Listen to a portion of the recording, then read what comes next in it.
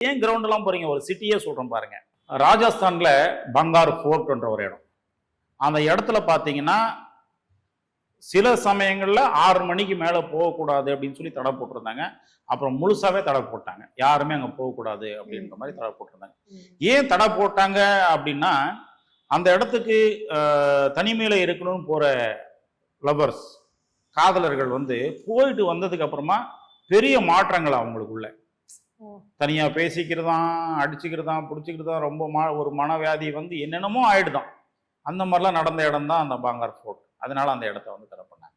அதே மாதிரி உலகத்துல பல இடங்கள் இருக்கு. ஒவ்வொன்றுத்துக்கும் ஒரு கதைகள் இருக்குது. கதைகளா போவானா, இடத்த மட்டும் சொல்றேன். விருப்பம் இருக்கிறவங்க தேடி பார்த்துக்கிட்டோம். சரிங்களா? இத்தாலியில வந்து பொவிலியன் ஐலாண்ட். பொவிலியன் ஐலாண்ட் ஒரு ஐலாண்ட, ஒரு தீவே. நம்ம ஊர்ல அந்தமான் தீவுன்னு ஒரு தீவு. அந்தமான் தீவை நம்ம அழகா பண்ணி சுற்றுலா பயணிகளுக்கான ஒரு ஸ்தலமா பண்ணி பல கோடி வருமானம் பண்றதுக்காக எழுதி வச்சிருக்கோம். ஆனா அங்க இத்தாலியில ஒரு தீவே ஜனங்க போகக்கூடாது, மனுஷங்க போகக்கூடாது, இதை ஒதுக்கி வச்சிருங்க. இந்த இடத்துக்கு போனவங்க யாருமே சரியில்லாம இருக்காங்க, ஜனங்க வராம அந்த இடத்துக்கு வராம இருக்காங்க, காரணம் அங்க ஏதோ இருக்குதான் அப்படின்ற மாதிரி. நீங்க கேட்டீங்க ஒரு பில்டிங் அப்படின்னு, ஒரு தீவே அந்த மாதிரி இருக்கு.